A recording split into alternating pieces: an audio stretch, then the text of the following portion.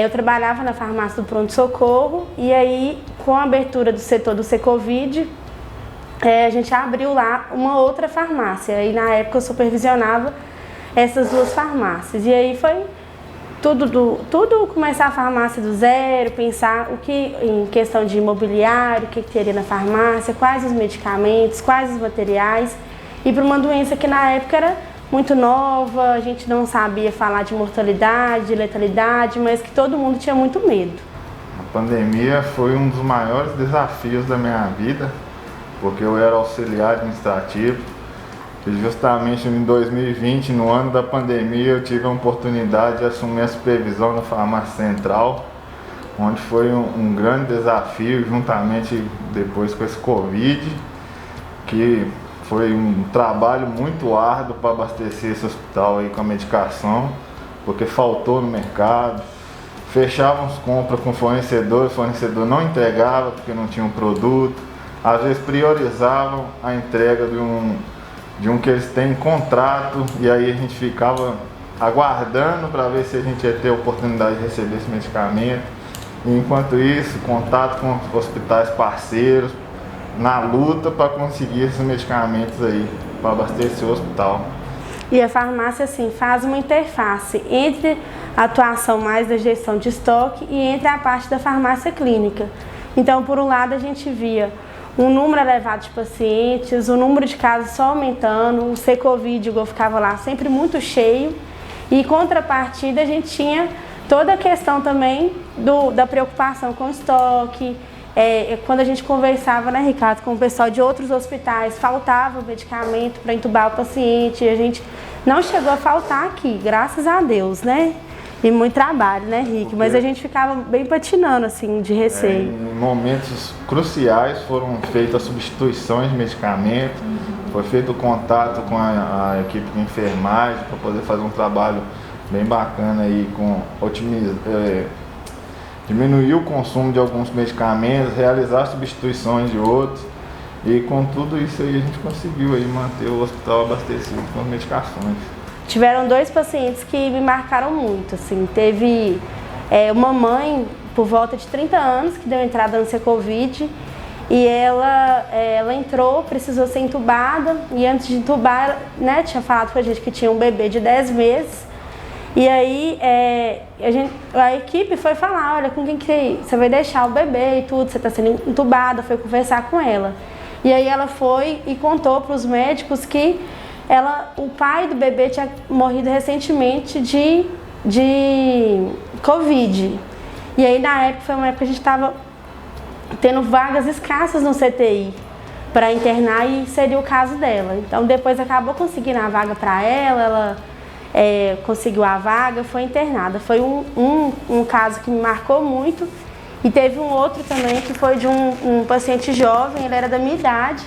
E ele deu entrada conversando, chegou andando por meio próprio. E era muito comum uma época os pacientes chegarem e às vezes evoluir muito rápido para intubação. E no caso desse paciente foi justamente assim, ele chegou e aí quando foi mais tarde um pouco assim, ele já foi intubado. E na época me marcou muito, porque ele era da minha idade, ele chegou relativamente bem. E eu fiquei assim, ai meu Deus, eu sou asmática, eu tô aqui, minha família também preocupada. Foram os 2 casos assim, que mais me marcaram. Um momento que a gente estava aguardando a entrega de saneantes aqui no hospital e nosso principal fornecedor na época, ele teve todo o seu estoque confiscado e que quase nós ficamos desabastecidos desses saneantes devido a esse processo que foi feito lá na Indalab. E isso me marcou muito porque não tinha previsão de quando ia liberar o estoque, então a gente não tinha previsão de quando ia receber esses saneantes. E isso me marcou muito porque eu fiquei muito preocupado com como que a gente ia fazer, porque na época todos os hospitais estavam na mesma situação. E isso me marcou muito. E outra questão, eu não tive contato tanto com os pacientes recebidos no hospital, mas quando o nosso estoque dos sedativos estavam finalizando e os fornecedores priorizando aquele que eles tinham contrato e a gente não tinha contrato com eles na época. E aí foi também uma contagem assim, regressiva, vendo o estoque abaixando e a gente não conseguindo comprar, isso me marcou muito. Teve heparina também, né, Ricardo? Heparina que faltou, teve vários medicamentos que foram desse jeito, mas os principais foram esses aí que eu falei. E às vezes a gente fazia mutirão, a gente via que o estoque estava entrando muito crítico e a gente estava tendo muito consumo, a gente reunia todos os farmácias, assim começava a ligar para os outros hospitais, né, Ricardo? Isso, o pessoal da CAF tentava ligar, mandar mensagem para quem conhecia para ver se conseguia abastecer para não faltar. Sim, eu acho que foi um momento de muita união de todo mundo, principalmente aqui na área da saúde, na farmácia, eu vi isso muito claro, que todo mundo correndo atrás em prol de garantir a assistência dos pacientes. Eu acho assim que essa parte mas da união, da gente se fortalecer, eu estou apertada com isso aqui, eu preciso de ajuda na CAF, eu preciso de ajuda na satélite, de ajudar, de tentar encontrar soluções mesmo, quando a coisa apertava mais. E eu acho que na farmácia eu vivenciei isso. E também como eu ficava muito no Secovid, que era um setor mais fechado, lá dentro a gente ficou mais próximo. Então a gente acabava aproximando mais das outras equipes, da equipe médica, da equipe de enfermagem, do pessoal da limpeza. Como era bem fechadinho, bem restrito, acabava se aproximando mais também. Às vezes chegava coisa nova, discussão nova sobre medicamentos e tudo, a gente ia, sentava, conversava. E isso acabou fortalecendo mais a equipe também. Tanto a equipe, eu enquanto equipe multi, com as outras equipes, tanto com a equipe da farmácia, assim, eu senti isso. Eu saí dessa pandemia mais forte, assim, e acho que eu aprendi a ser resiliente, eu acho que é a palavra assim, que mais define. Que teve um momento que era tão difícil e ainda assim a gente conseguia se fortalecer, né, Ricardo? Com certeza. Resiliência, você falou tudo, é a palavra-chave que foi nesse período aí de pandemia. Quando a doutora Mônica convidou a gente, fez uma reunião e agradeceu pelo trabalho todo da farmácia. E aquilo ali, eu fiquei bastante satisfeito de ver que todo aquele esforço, mesmo que a gente tenha quase que se matado, assim, vamos dizer, que para conseguir o medicamento, para fazer o trabalho, para garantir a assistência ao paciente, a gente receber esse retorno foi gratificante.